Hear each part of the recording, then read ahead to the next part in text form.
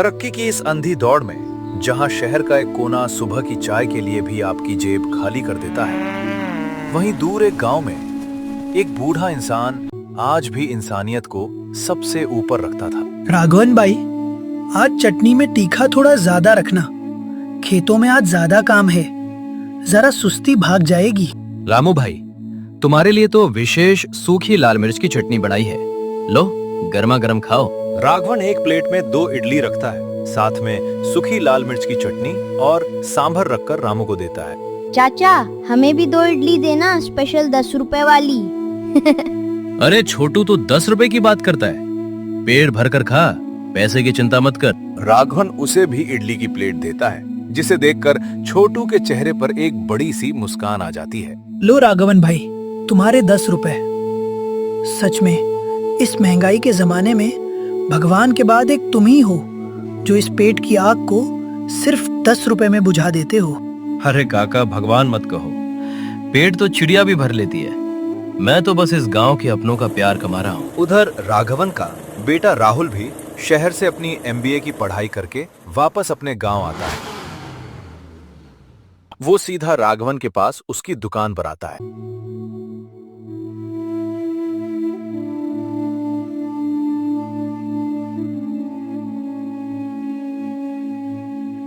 बापू।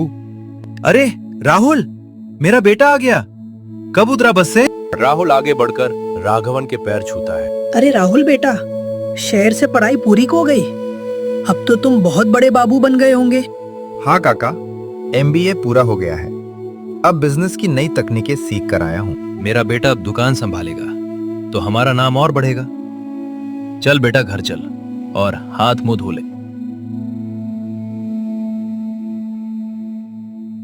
बापू, ये क्या है? पूरे दिन में आपने कम से कम 200 प्लेट इडली और डोसा बेचे हैं। हाँ बेटा, आज तो पैर टिकाने की भी फुर्सत नहीं मिली। बाबा विश्वनाथ की कृपा है। कृपा नहीं है बापू, ये सरासर घाटा है। 200 प्लेट का मतलब हुआ सिर्फ 2000। इसमें से दाल, चावल, मसाले, कोयला और तेल का खर्च निकाले तो आपके हाथ में मुश्किल से 300 रुपए बच रहे हैं। आपके पूरे दिन की मेहनत की कीमत सिर्फ 300 रुपए। बेटा 300 कम नहीं होते, हमारा घर चल जाता है, तुम्हारी पढ़ाई भी इसी से हुई है। और इससे बड़ी बात, गांव का कोई भी गरीब भूखा नहीं सोता। बापू, आप अभी भी पुरानी दुनिया में जी रहे हैं। शहर में इसी एक प्लेट इडली के लोग 60 से 80 रुपए देते हैं। आपकी क्वालिटी अच्छी है, चटनी का स्वाद भी लाजवाब है। अगर हम इस प्लेट की कीमत सिर्फ 40 रुपए भी कर दें तो हमारी रोज की कमाई 8000 होगी, महीने के 2.5 लाख रुपए। सोचो बापू, हमारा पक्का मकान होगा, अपनी गाड़ी होगी। राहुल, जो लोग मेरी दुकान पर आते हैं वो दिन का 150 से 200 रुपए कमाते हैं। अगर वो 40 रुपए का नाश्ता करेंगे तो अपने बच्चों के लिए शाम की रोटी कहां से लाएंगे? ये धंधा नहीं, मेरा धर्म है बेटा। धर्म करने से पेट नहीं भरता बापू, दुनिया बदल चुकी है। अगर आपको आगे बढ़ना है तो बिजनेस की तरह सोचना होगा, दान पुण्य की तरह नहीं। और इसी तरह राघवन और राहुल में बहस चलती रहती है, लेकिन राघवन कीमत बढ़ाने के लिए नहीं मानता। इसी तरह कुछ दिन बीत जाते हैं। फिर एक दिन अचानक राघवन की तबीयत खराब हो जाती है। राहुल, लगता है आज शरीर साथ नहीं देगा, दुकान बंद ही रखनी पड़ेगी। नहीं बापू, आप आराम करो, आज दुकान मैं संभालूंगा। आखिर मैंने भी तो दुकान का काम सीखा है। ठीक है बेटा, लेकिन याद रखना, कोई भी खाली हाथ ना जाए। और राहुल दुकान के लिए निकल जाता है। राहुल दुकान पर पहुंचता है और पहुंचकर सबसे पहले इडली और डोसे के रेट को बदलकर 40 रुपए करता है। फिर रोज के ग्राहक रामू काका दुकान पर आते हैं। तभी उनकी नजर बोर्ड पर पड़ती है। वो देखते हैं कि बोर्ड पर इडली और डोसे का मूल्य अब 10 रुपए के जगह 40 रुपए लिखा है। अरे राहुल बेटा, ये बोर्ड पर क्या लिखा है? 40 रुपए? ये क्या कोई मजाक है क्या? कोई मजाक नहीं है काका, शहर से नया और बढ़िया सामान आया है, मसालों की क्वालिटी बढ़ दी है, अब से एक प्लेट 40 रुपए की ही मिलेगी। तभी वहां पर एक और ग्राहक आ जाता है। 40 रुपए? अरे भाई, हम ठहरे मजदूर आदमी, 40 रुपए में तो हमारे पूरे परिवार के दोपहर के चावल आ जाते हैं। वैसे राघवन भाई कहाँ हैं, दिख नहीं रहे? बापू बीमार है और देखिए, अगर खाना है तो 40 रुपए देने होंगे। बिजनेस नियमों से चलता है, जान पहचान से नहीं। दोनों ग्राहक उदास होकर बिना खाए वहां से चले जाते हैं। राहुल ने किताबों से तो मुनाफा कमाना सीख लिया था, लेकिन वो ये भूल गया था कि गांव के रिश्तों का कोई बही खाता नहीं होता। जहां जेब देखकर नहीं, दिल देखकर चूल्हा जलाया जाता था, वहां आज सन्नाटा पसर गया था। सुबह से दोपहर हो चुकी थी, सारा सामान बर्बाद होने की कगार पर था। तभी दूर से एक कमजोर बूढ़ी दादी एक छोटे बच्चे का हाथ पकड़कर धीरे धीरे दुकान की तरफ आती दिखती है। दादी, बहुत तेज भूख लगी है, सुबह से कुछ नहीं खाया, मुझे दादाजी की इडली खानी है। बेटा राहुल, राघवन भाई दिख नहीं रहे? जरा इस बच्चे को 2 इडली दे दो, सुबह से इसके पेट में दाना नहीं गया है।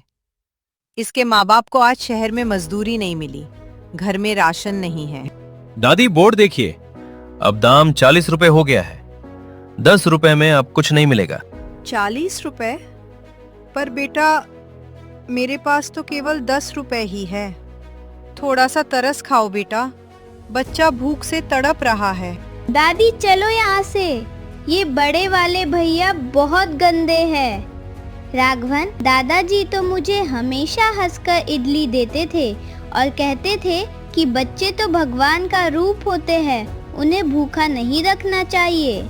अचानक राहुल आगे बढ़ता है। वो दादी के हाथ से 10 रुपए नहीं लेता, बल्कि उनके हाथ को पीछे कर देता है और फुर्ती से एक प्लेट में गर्मा गर्म इडली, सांभर और चटनी रखकर छोटू के सामने रख देता है। खाओ छोटू, जितना मन करे उतना खाओ।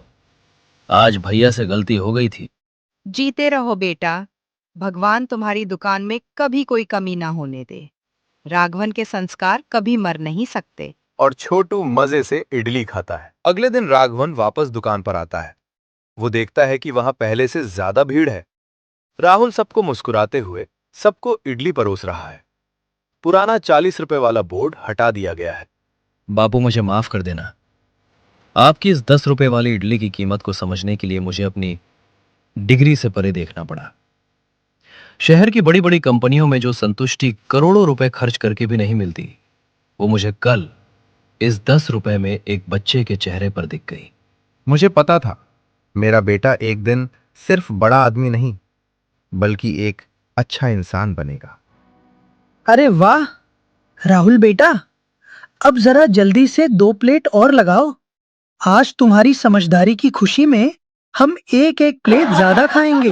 व्यापार केवल मुनाफे का तराजू नहीं होता, कभी कभी ये समाज को जोड़ने का जरिया भी बन जाता है, क्योंकि इंसानियत का स्वाद जब किसी रिश्ते में घुल जाता है तो उसकी कीमत कभी कम नहीं होती।